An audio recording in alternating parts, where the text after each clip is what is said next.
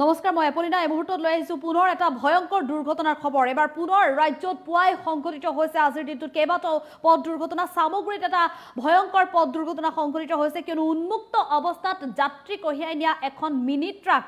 ৰাজপথত কেইবালুটি খাইছে আৰু 18 জনকৈ যাত্ৰী বহু দূৰত ছিটিকি পৰিছে এটা ভয়ংকৰ পথ দুৰ্ঘটনা আটাইকেইজনৰে অৱস্থা সংকটজনক বুলি জানিব পৰা গৈছে পুৱাই এটা ভয়ংকৰ পথ দুৰ্ঘটনা নিয়ন্ত্ৰণ হেৰুৱাই ৰাজপথৰ ওপৰতে কেইবালুটি খালে এখন টাটা মোবাইল মিনি ট্ৰাকে তীব্ৰ বেগত যোৱা এখন টাটা মোবাইল মিনি ট্ৰাক দুৰ্ঘটনাগ্ৰস্ত হৈছে পুৱাই ৰাজপথৰ ওপৰতে বহু দূৰলৈ ছিটিকি পৰে মিনি ট্ৰাকখনত থকা 18 জনকৈ লোক 18 জন লোক গুৰুতৰভাৱে আঘাতপ্ৰাপ্ত 4 জনৰ অৱস্থা সংকটজনক বুলি জানিব পৰা গৈছে এটা ভয়ংকৰ পথ দুৰ্ঘটনাই পুৱাই সংঘটিত হৈছে সামগ্ৰী হাছৰা বৰালি গাঁৱত এই ভয়ংকৰ পথ দুৰ্ঘটনাটো সংঘটিত হৈছে ঘটনাস্থলীত আৰক্ষীৰ পূৰ্বে উপস্থিত হয় অৰ্ধসামৰিক বাহিনীৰ জোৱানসকল স্থানীয় লোকৰ সৈতে অৰ্ধসামৰিক বাহিনীৰ জোৱানসকলে আঘাতপ্ৰাপ্ত লোকসকলক উদ্ধাৰ কৰে সংকটজনক অৱস্থাত ততাতৈয়াকৈ নগাঁৱলৈ প্ৰেৰণ কৰে গুৰুতৰভাৱে আহতসকলক আৰক্ষীৰ চকুৰ সন্মুখতে মিনি ট্ৰাকসমূহত উন্মুক্তভাৱে একাধিক লোকে যাত্ৰা কৰি আহিছে আৰু কেৱল সামগ্ৰী বুলি নহয় কেইবাটাও প্ৰান্তত সংঘটিত হৈছে এনে ঘটনা যাৰ পৰিণতি এনে ভয়ংকৰ ঘটনা সংঘটিত হোৱাৰ অভিযোগ উত্থাপন কৰিছে এতিয়া প্ৰত্যেকগৰাকী লোকে পুৱাই এটা ভয়ংকৰ পথ দুৰ্ঘটনাৰ খবৰ আহি পৰিছে আজি ৰাজ্যত পুৱাৰ ভাগতে নিখাৰ ভাগৰ পৰা বৰ্তমান সময়লৈকে ৰাজ্যৰ কেইবাটাও প্ৰান্তৰ পৰা আহি পৰিছে দুৰ্ঘটনাৰ খবৰ আৰু সামগ্ৰীত এই যি পথ দুৰ্ঘটনা সংঘটিত হৈছে পুৱাই এই পথ দুৰ্ঘটনা অধিক ভয়াবহ কিয়নো ৰাষ্ট্ৰীয় ঘাইপথতে লুটি খাই পৰিল কেইবালুটি খাই পৰিল টাটা মোবাইল মিনি ট্ৰাকখনে উন্মুক্ত অৱস্থাত 18 জনকৈ লোক লৈ গৈছিল পিছফালে যি বাহনখন আচলতে কেৰিয়াৰ বাহন হয় সামগ্ৰী কঢ়িয়াই নিয়া বাহন সেই সামগ্ৰী কঢ়িয়াই নিয়া বাহনত 18 জনকৈ যাত্ৰী লৈ তীব্ৰ বেগেৰে গৈ আছিল আৰু তীব্ৰ বেগেৰে গৈ থকা এই মিনি ট্ৰাকখন নিয়ন্ত্ৰণ হেৰুৱাই ৰাজপথতে কেইবালুটি খাইছে 18 জনকৈ লোক দুৰ্ঘটনা সংঘটিত হোৱাৰ লগে লগে 18 জনকৈ লোক বহুত দূৰত ছিটিকি পৰিছে কিমান ভয়াবহ হ'ব পাৰে এই দুৰ্ঘটনা সংঘটিত হোৱাৰ পিছতে ৰাজপথত বহু পৰলৈকে আবদ্ধ হৈ থাকিছে বহু যান বাহন এতিয়াও দুৰ্ঘটনাগ্ৰস্ত লোকসকলক উদ্ধাৰ কৰি চিকিৎসালয়লৈ প্ৰেৰণ কৰিছে সমান্তৰালভাৱে বাহনখনো আৰক্ষীয়ে জব্দ কৰি লৈ গৈছে এটা ভয়ংকৰ পথ দুৰ্ঘটনাৰ খবৰ আহি পৰিছে ৰাষ্ট্ৰীয় ঘাইপথ ৰাজপথ বা গ্ৰামাঞ্চলৰ উপপথসমূহত এতিয়া দেখিবলৈ পোৱা যায় শ্ৰমিকসকলকে হওক বা অন্যান্য লোকসকলক হয় একাংশ সামগ্ৰী কঢ়িওৱা বাহনত পিছফালে লৈ যোৱা হয় আৰু ই এক প্ৰকাৰৰ পৰিবহণ আইন উলংঘা কৰি এনেধৰণে যাত্ৰী কঢ়িয়াই লৈ যায় মানুহৰ জীৱনৰ কথা চিন্তা নকৰে প্ৰাণৰ আশংকাৰ কথা চিন্তা নকৰে আৰু এনেধৰণে যিসকল যাত্ৰী আচলতে হাতৰ মুঠিত প্ৰাণটো লৈ যাত্ৰা কৰে এইসমূহ মিনি ট্ৰাকে কঢ়িয়াই নিয়ে যিসমূহ বাহনত আচলতে মিনি ট্ৰাকসমূহে সামগ্ৰী কঢ়িওৱা বাহন এই সামগ্ৰী কঢ়িওৱা বাহনসমূহত যেতিয়া মানুহ কঢ়িয়াই নিয়ে কিমান ভয়ংকৰ এক পৰিস্থিতি আৰু এনেধৰণে আচলতে সামগ্ৰী কঢ়িওৱা বাহনত মানুহ নিনিবলৈ আৰক্ষী বিভাগৰ তৰফৰ পৰা প্ৰশাসনৰ পৰিবহণ বিভাগৰ তৰফৰ পৰা বাৰে বাৰে আহ্বান জনাই আহিছিল কিন্তু তাৰ পিছতো একাংশ লোকে একাংশ চালকে একাংশ মালিকে চিন্তা নকৰে মানুহৰ প্ৰাণৰ কথা আৰু সেইসকল লোকো আচলতে এনেধৰণে সামগ্ৰী কঢ়িওৱা বাহনত যাব নালাগে কিন্তু তেওঁলোকে এনেধৰণে অহা যোৱা কৰাৰ বাবে আৰক্ষীৰ চকুত ধূলি দি এনেধৰণে উন্মুক্ত অৱস্থাত যাত্ৰী কঢ়িয়াই নিয়াৰ বাবে পুনৰ আজি ভয়ংকৰ পথ দুৰ্ঘটনা সংঘটিত হৈছে বুলি ক'ব পাৰি কিয়নো সামগ্ৰীৰ এই যি পথ দুৰ্ঘটনা সংঘটিত হৈছে এই পথ দুৰ্ঘটনাৰ পিছতে ৰাজপথত হাহাকাৰ অৱস্থাৰ সৃষ্টি হৈছে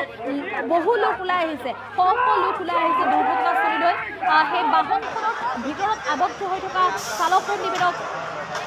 উদ্ধাৰ কৰিবলৈ চেষ্টা অব্যাহত ৰাখিছে আৰু সমান্তৰালভাৱে যিসকল আঘাতপ্ৰাপ্ত লোক বহু দূৰত ছিটিকি পৰিছিল সেই লোকসকলকো উদ্ধাৰ কৰিবলৈ চেষ্টা কৰিছে আৰু আৰক্ষী ঘটনাস্থলীত উপস্থিত হোৱাৰ পূৰ্বে কিন্তু অৰ্ধসামৰিক বাহিনীৰ যিসকল জোৱান আছিলে অৰ্ধসামৰিক বাহিনীৰ জোৱানসকল ঘটনাস্থলীত উপস্থিত হৈছে আৰু উপস্থিত হৈ আঘাতপ্ৰাপ্ত লোকসকলক চিকিৎসালয়লৈ প্ৰেৰণ কৰাৰ ব্যৱস্থা কৰিছে আৰু যিসকল স্থানীয় লোক আছিলে পথাচাৰী আছিলে বিভিন্ন বাহন যিহেতু সেই পথে অহা যোৱা কৰি আছিলে সকলো বাহনৰ পৰা নামি এই দুৰ্ঘটনাত পীড়িত লোকসকলক উদ্ধাৰ কৰিবলৈ জবৰদস্তি চেষ্টা কৰি থকা দেখিবলৈ পোৱা গৈছে এটা ভয়ংকৰ পথ দুৰ্ঘটনাই পুৱাই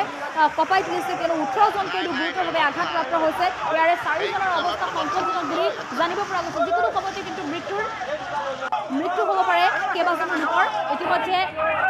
আৰক্ষী উপস্থিত হৈছে আৰু দুৰ্ঘটনাগ্ৰস্ত বাহনখন চম্জি লৈছে আৰক্ষী চকুৰ সন্মুখতে মিনি ট্ৰাকসমূহত এনেধৰণে প্ৰতিদিনে উন্মুক্ত অৱস্থাত যাত্ৰী কঢ়িয়াই লৈ যায় ই এক ভয়াবহ ইংগিত দুৰ্ঘটনা ৰোধ কৰিবলৈ প্ৰশাসনে যিমানেই কঠোৰ ব্যৱস্থা গ্ৰহণ নকৰক কিয় কিন্তু একাংশ লোকে আচলতে পৰিবহণ বিভাগৰ এনে নিয়ম নিয়মসমূহ পালন নকৰাৰ বাবে এনে পথ দুৰ্ঘটনা সংঘটিত হৈ আহিছে। আৰু গোৱালপাৰাৰ দুধনৈত যি পথ দুৰ্ঘটনা সংঘটিত হৈছিল বনভোজকাৰী এটা দল, আৰু সেই দলটো এখন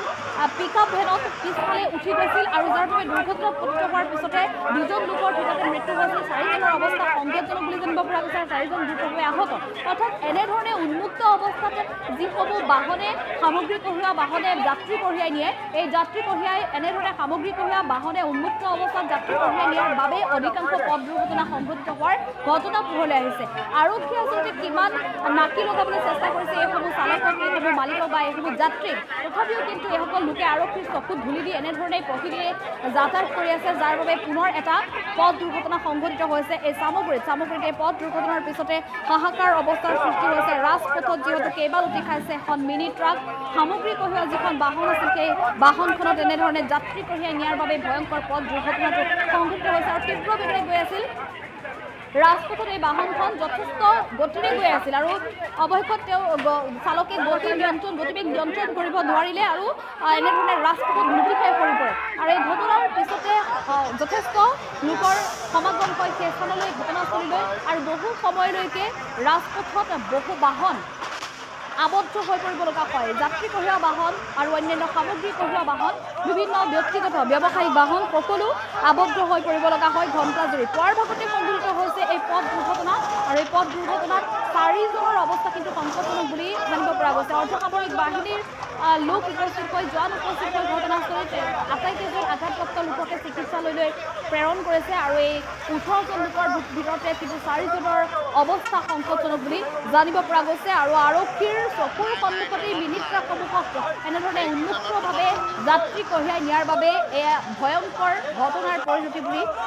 প্ৰত্যক্ষদৰ্শী আৰু বহু লোকে এতিয়া উল্লেখ কৰিছে। তেওঁলোকৰ মন্তব্য দিছে এই সন্দৰ্ভত, কিয়নো বাৰে বাৰে আৰক্ষী আৰু পৰিবহণ বিভাগৰ তৰফৰ পৰা এনেধৰণে উন্মুক্ত অৱস্থাত যাত্ৰী কঢ়িয়াই নিনিবলৈ বাৰে বাৰে আহ্বান জনোৱাৰ পিছতো কিন্তু একাংশ লোকে আচলতে নামানে পৰিবহণ বিভাগৰ নিয়ম। একাংশ যাত্ৰীও এনেধৰণে ভয়াৱহ যাতায়াত কৰে, যাৰ বাবে আজি এই দুৰ্ঘটনা সংঘটিত হ'বলৈ পালে।